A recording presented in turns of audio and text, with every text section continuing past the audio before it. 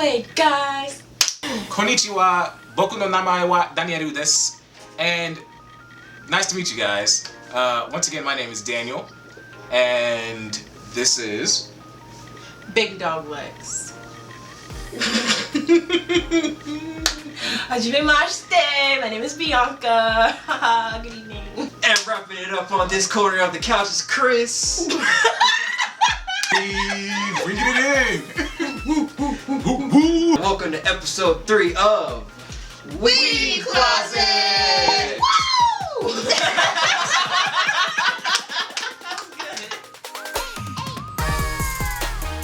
Okay, everybody, so we left off where Subaru had now finally met the Witch of Greed, Echidna. Now, my first question is, since all the witches are supposed to be dead, why do we think that, how come Echidna is all of a sudden here? Honestly, I have no freaking clue because I also thought they were dead, but Alex was saying something earlier about her being a spirit. I think that she's a spirit, so of course spirits they're dead, but they can resurface. So she has resurfaced herself in this land that she has created. That gives me two questions in mind. So, since she's a spirit, my first question is, how long do you guys think that she may have been trapped there? Because if she's been dead for a long time now, and yet supposedly if she's a spirit, that means she's been trapped in this one spot. On top of that, my other question is, so being that she's a witch, what do you guys think it entails to be called the Witch of Greed? Because witches clearly have kind of like a negative connotation that goes along with them. So how do you think that plays into her versus maybe, let's say, Satella, who's the Witch of Envy and everybody sees as evil? I don't think Echidna's bad or had bad intentions in the beginning, but maybe turned into, like, her deeds turned into evil or were seen as evil. But that's just my thoughts on that. I'm not sure what constitutes her as the Witch of Greed. I'm not sure. We just know that she's greedy for all knowledge in the world. So that's the only thing. I really don't know why she's labeled the specific Witch of Greed. Like, how did she get that title? But she has unfinished business. That's why her spirit's still here. That's what I think. I agree with that completely. And I don't think that she's evil either. She's really freaking creepy, and she served up her bodily fluid to Subaru, which we don't know what kind of bodily fluid she serves him. That part. It's really questionable. That part right there. Well, we do know that she licked her hand when she sent him out.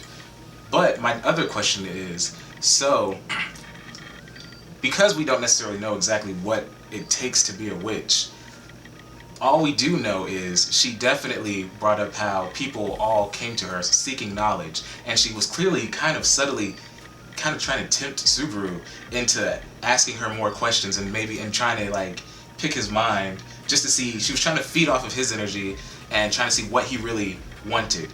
Do you think that her being the Witch of Greed may have something to do with both the greed that she has for knowledge and possibly the greed that other people may have for other things as well?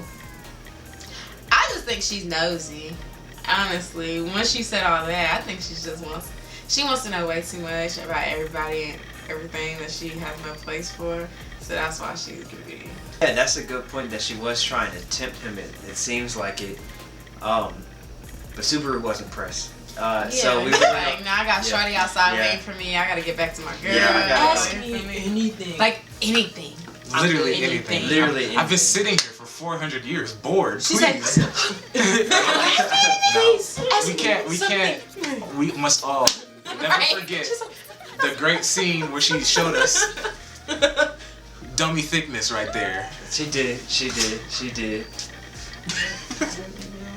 Okay, anyways, I will say it would have been interesting to see what Subaru could have learned if he did stay and talk to her. But I feel like it would have been too easy. They could have ended the series right there. So she's clearly really freaking strong because she just disintegrated the whole world around her. You want to see my shit? I can't stand. And Subaru's really standing there trying to be a G, like, okay, this is fine. Yeah, This is fine. I've died countless numbers of times. Yeah. This is normal. That makes me wonder. So, what is the importance of this tea party that she's has laid out in front of her? Because as soon as Subaru gets there, she asks him if he wants to partake in her bodily fluid. Once again, I don't know what that is. Essence of greed. The only thing we know is that she licked a hand and she flicked his forehead sexually. It was like a. I don't even know if it was. I don't know if it was consented. I don't know if my nigga was ready for it, but it happened. So we're here now. First off, I think that maybe it was like a ritual. Okay. And also, That I think sounds very Kind of like Hiden from Naruto, where he has to get the person's blood and then he has to curse them. I'm sorry. I know what she's talking about. Yeah. Anyway. it could have also just been a tea party because they're Japanese. Japanese people wrote it. At one point, Echidna just starts explaining to Subaru all the other witches and what they did while they were alive. What do you guys think about those other witches she mentioned? They sound like good guys to me. Oh, except Good for women. they sound like good women to me. My bad, me too. You know, all that. Women. But Women. But except for Satella, the Witch of Envy, she's the one that I don't know about. Well, maybe the other witches, because we don't really know too much about them. So they seem like they did things, like they did good things, but at the same time it could have been for like their own benefits. So until we really know more detail about why each witch did what they did, we can't really say Satella's bad necessarily, because she may have seen something in them that we don't know yet. So she got rid of them to avoid like them doing everything, like continue what they were doing. So that's just how I feel about that. So, you know, you can't just shoot her in the foot right now. Just let it ride out, and then as we get further into the series, then we can start formulating deeper ideas about each individual witch. She just looks like public criminal number. Yeah, but like right now she's like FBI's most wanted. She's just like destroyed all of them. But I mean, like, one of the witches ran somebody away so that she could get sleep. That was just for her benefit. So like, you don't know where this dragon ran off to, and he could have went and just destroyed some other place. So you don't really know what we have going on here. So that's just my take on it. Well, I will say, in a non-spoiler review, I will say non-spoiler, you're gonna spoil. I'm not gonna spoil anything, but I will say that connecting certain dots, we don't know if the witches are good or not. We know that for sure. We don't necessarily know. We do hear it could be. There are a few things that could be. Could be Echidna could be lying about how she views the witches, because she herself is a witch. So maybe she may view the things they've done in a different way. Now, this is not spoilers. These are just ideas. Number two is prophecy, or many times they've talked about this dragon that used to be in the kingdom of Lagunica, but all of a sudden now it's not there. Could that witch have chased off the very dragon that was there in Lagunica to keep people safe? And if that was the case, why would you do that? After Subaru leaves Echidna's domain, Yeah, and he walks out of the sanctuary or the temple or whatever you want to call it, and just sees someone just laying out all his people, and that someone is my new favorite person, Garfield. What do you guys think about this dude? So we come to a point where Subaru's like, okay, Echidna, my guys is waiting for me. I gotta go. It was nice chatting, but we'll do this another day. So when he's leaving the tomb, or tunnel, whatever you want to call this place, he just sees all his guys spread out. Well, his guy, Otto, spread out like. Poor Otto. It's like, Laid people out. and it's And I'm confused because I'm just like, I thought they were there by themselves. And if Otto needed somebody, like, could he have screamed out for help? Would he have heard him? Probably not. I mean, technically, the way Echidna described it, his soul was trapped in that tomb right for that moment. So he walked out, and dude just laying there. Laid out. Yeah, and Spades ran. My new man's Garfield. He was out there whipping tail And taking names. and taking names. he was just TTG. He didn't ask any questions like, how did you get here? Who are you? What are your relations to this woman? He just said, I see dudes, and I'm ready to scrap.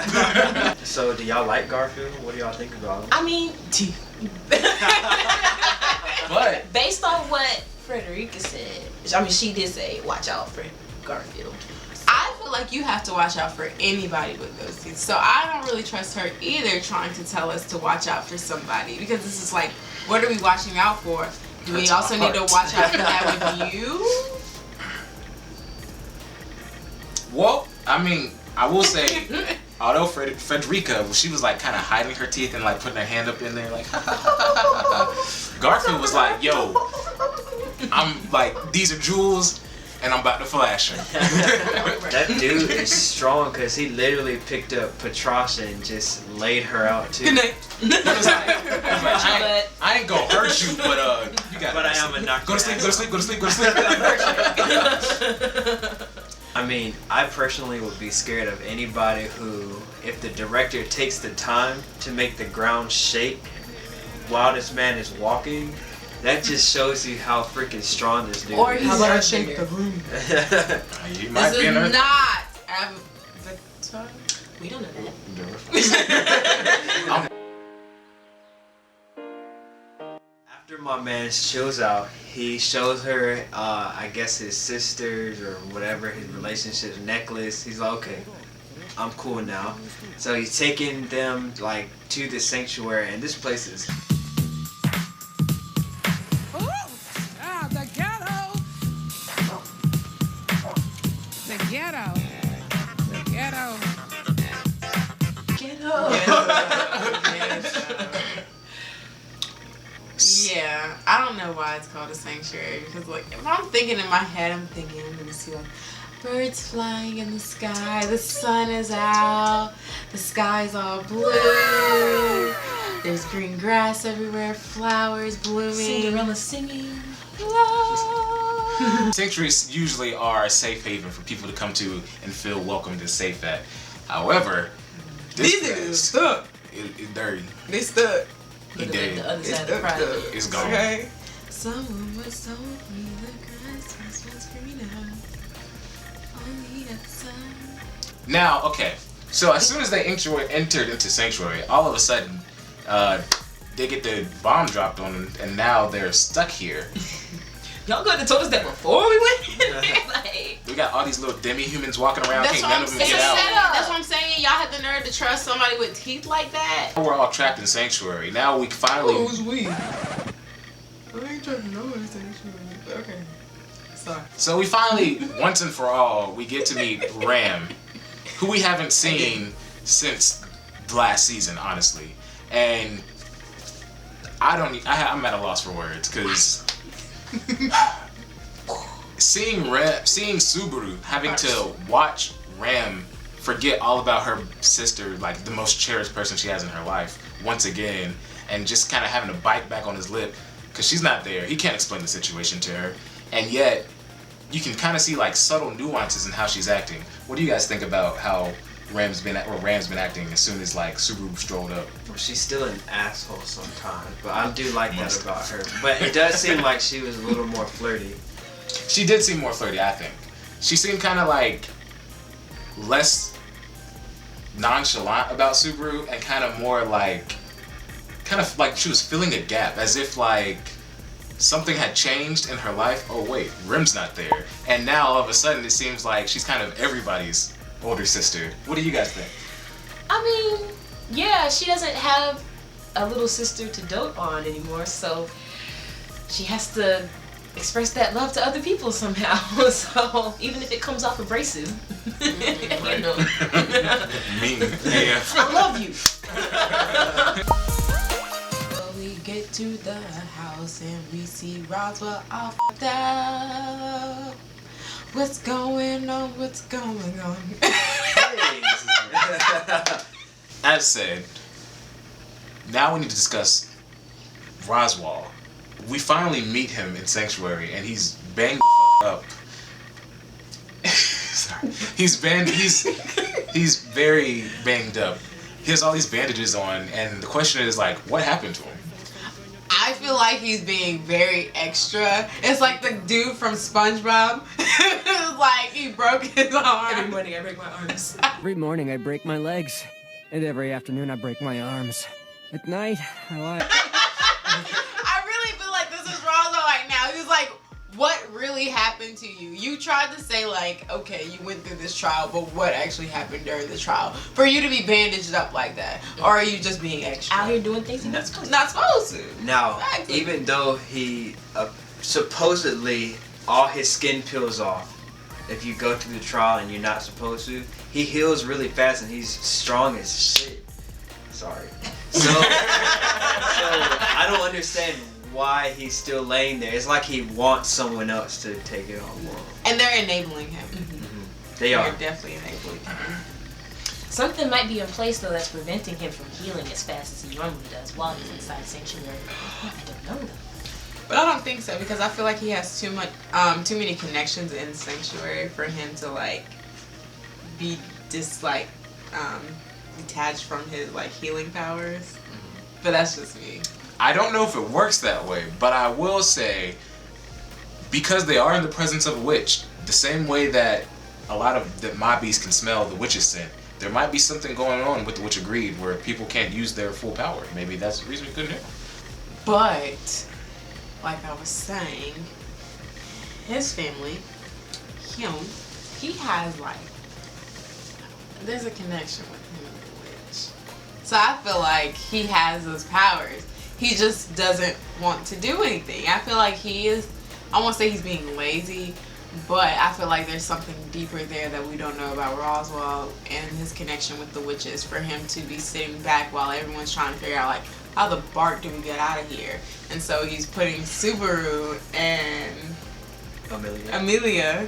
I was just confused as to why you were laughing. No.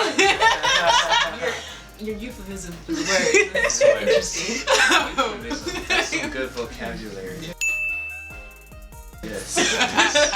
Right, 12 But yeah, so I feel like he's putting Amelia and Subaru like on the front line, like here. I already know what's going to happen. I'm not gonna deal with it. I'm gonna lay in there. Yeah, it's kind of like Beatrice. Like it's just like this is not my place. I'm just gonna I'm gonna tell you about it, but I ain't gonna do anything about it She's like, oh, myself. that's nice. She did kind of send him away like that. One more thing I do want to highlight is just the fact that he does have some kind of weird connection, because he definitely, when they said, oh yeah, the Witch of Greed, he said, get her name right. Echidna. Put some respect Sorry. on her name. Echidna. Did you cough? Let me correct you real quick. Just want to let you know, he definitely came for a throw real quick. We finally understand that everybody in Sanctuary is basically trapped there. No one can leave. The humans technically can, but I don't think the demi-humans will let them until they beat this trial. We have no idea what this trial is, but we know that it has something to do with the tomb of Echidna. What do you guys think about the trial? Chosen one. And lastly, Subaru goes to the villagers and he's like, listen, we're gonna break y'all out of this piece.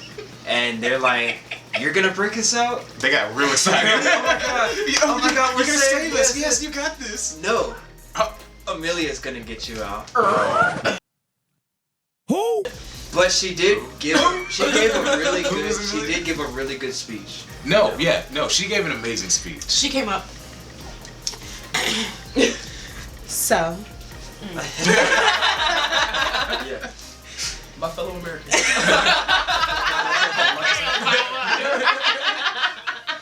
There's one piece of She didn't equality. practice in her Obama voice. Amelia's the one who it seems like they're picking to do this trial. So this is like really her chance to shine. I mean, They didn't really pick her by choice. She kind of like said, okay, I guess I'm the one. So let me go to my people and see if my people will accept me as being the one. well, I mean, I'm gonna be honest. She really needs to be the one to take this trial, cause she ain't done nothing. Who's Amelia?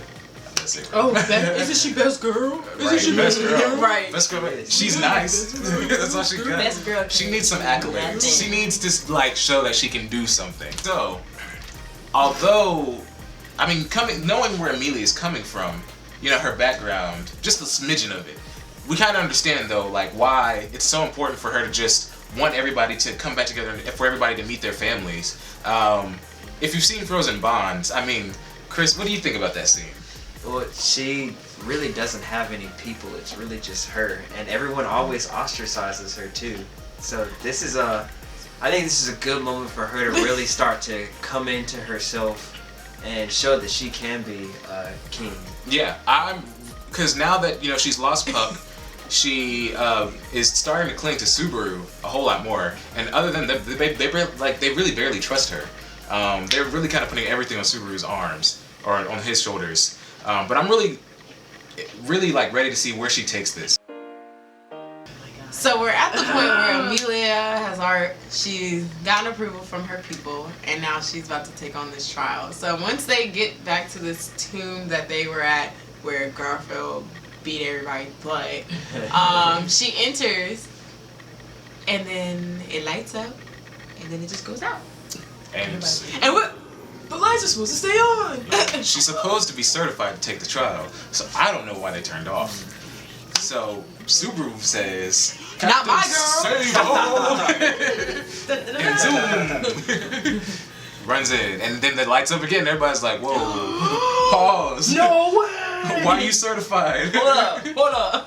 But I really feel like Garfield knew Subaru should have been the one going in, and not Amelia. Well, Echidna did say she's given him the. Yeah, she gave him certification when he drank that stuff, and then she licked her hand. All of that weirdness, all that magical witch voodoo magic, that was her giving him different types of certifications. Like a king. And then so he runs in and he hears his own voice say, "You need to face your past," and he wakes up in his world. I guess that's what it seemed to be. I mean, I'm guessing that was his dad. I don't know what's happening next. Who knows? So yeah, now we have 3 major questions as we finish up the episode. 1, why does Subaru seem so special? Second of all, Why can't I go and try? why is Roswell like the father that left from home, said he was going to get milk, and only shows up after you got an NFL contract? Make it make sense. Where you at? And finally, we need to figure out, do you really think that Amelia's going to be able to handle these trials? How do you guys feel about her kind of coming into her own and showing that she's really, truly a king's candidate?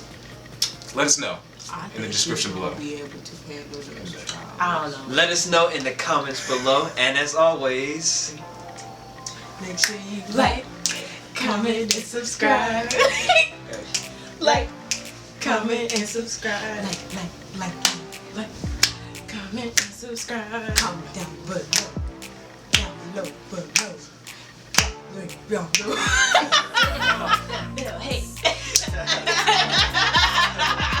Alright.